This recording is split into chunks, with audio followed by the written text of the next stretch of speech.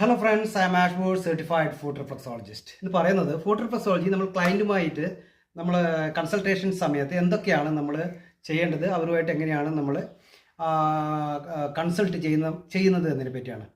Food reflux ചികിത്സ സ്വീകരിക്കുന്ന വ്യക്തിയോടുമായി ബന്ധപ്പെട്ട് നമ്മൾ അവർക്ക് ചികിത്സ നേടുന്ന സമയത്ത് സാധാരണയായി നമ്മൾ എന്തൊക്കെയാണ് ചെയ്യുന്നത്, അവർക്കുള്ള പ്രോബ്ലംസ് എന്താണെന്ന് വെച്ചാൽ വേദന, ബാക്ക് പെയിന്, അതുപോലെ ഷോൾഡർ പെയിന്, സ്ട്രെസ്സ്, മാനസിക സമ്മർദ്ദം, ഉറക്കക്കുറവ്, അതുപോലെ ഹോർമോൺ പ്രശ്നങ്ങൾ, ഇംബാലൻസ്, അതുപോലെ തന്നെ നമ്മളെ ഡൈജഷൻ പ്രോബ്ലം അഥവാ ദഹന പ്രശ്നങ്ങൾ, ദീർഘകാല ആരോഗ്യ പ്രശ്നങ്ങൾക്ക് സപ്പോർട്ട് ചെയ്യുന്ന ഒരു ട്രീറ്റ്മെൻറ്റ് മെത്തേഡാണ് ഫുഡ് റിഫ്ലക്സോളജി.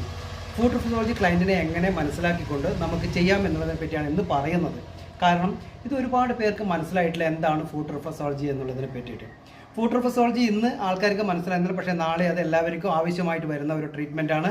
തീർച്ചയായിട്ടും നിങ്ങളിത് എല്ലാ ആൾക്കാരും ഇത് എത്രമാത്രം എഫക്റ്റ് ആണെന്നുള്ളത് മാത്രം നിങ്ങൾക്ക് മനസ്സിലാക്കാൻ പറ്റും. ക്ലയൻറ്റിൻ്റെ പ്രശ്നം നമുക്ക് സാധാരണയിൽ നോർമിച്ച് അവരോട് ചോദിച്ചിട്ട് ചെയ്യേണ്ട കാര്യങ്ങളാണ്.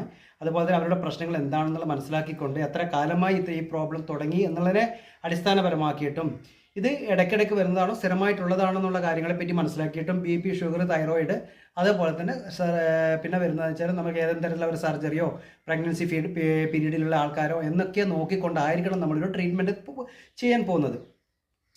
അതുപോലെ തന്നെ നമുക്ക് ശരിക്കും പറഞ്ഞാൽ നമ്മൾ കാലുകൾ ശ്രദ്ധിച്ചിട്ട് പരിശോധിക്കുക എന്ന് വെച്ചാൽ നമ്മളൊരു കൺസൾട്ടേഷൻ്റെ ഭാഗമായിട്ട് കാല് നല്ല രീതിയിൽ ശ്രദ്ധിക്കേണ്ടതായിട്ടുണ്ട്. അപ്പോൾ അതിൽ കാലിൻ്റെ നിറം, അതിൽ വെളുപ്പ്, ചുവപ്പ്, കറുപ്പ് എന്നുള്ള രീതിയിൽ കാലുകളുടെ നിറം നമുക്ക് മനസ്സിലാക്കാൻ പറ്റുന്നതാണ്. അത് കുറേ ചേഞ്ചസ് കാലിൽ വരുന്നുണ്ട്.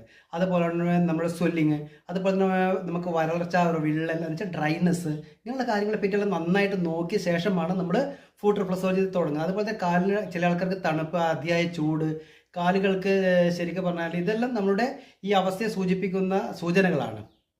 അതുപോലെ തന്നെ നമ്മൾ ഈ റിലാക്സേഷൻ പോയിന്റിൽ നമ്മൾ പ്രഷർ കൊടുക്കുമ്പോൾ ഉണ്ടാകുന്ന പ്രതികരണം എന്ന് വെച്ചാൽ അത് നമുക്ക് വേദന തോന്നുന്ന പോയിന്റുകൾ, അതുപോലെ തന്നെ കട്ടിയുള്ള ഗ്രെയിൻസ്, അങ്ങനെയുള്ളത് നൊഡ്യൂൾസ്, അതേപോലെ തന്നെ നമുക്കുണ്ടാ സൂചി കുത്തുന്ന പോലുള്ള വേദന, മരവിപ്പ്, ഇതൊക്കെയാണ് നമുക്ക് കൂടുതലായിട്ടും പെട്ടെന്ന് കാണാൻ പറ്റുന്നത്. ഇതുമായി ബന്ധപ്പെട്ട അവയവത്തിൽ നമ്മൾ ഇൻബാലൻസ് സൂചിപ്പിക്കും. എന്നുവെച്ചാൽ ചെയ്യുമ്പോൾ നമുക്കത് മനസ്സിലാക്കാൻ പറ്റും, നമുക്കൊരു സെൻസേഷൻ നമുക്ക് കിട്ടും.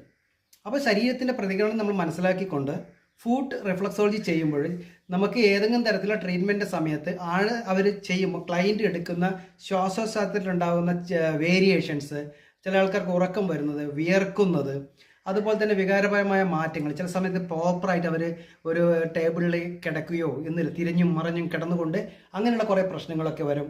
അങ്ങനെ ചികിത്സക്കിടയിലെ ഫീഡ്ബാക്ക് നമ്മൾ അവരോട് ചോദിക്കുമ്പോൾ തന്നെ നമുക്ക് മനസ്സിലാകുന്ന ഇത്തരം കാര്യങ്ങളെ പറ്റിയാണ്. ചില ആൾക്കാർ പ്രോപ്പറായി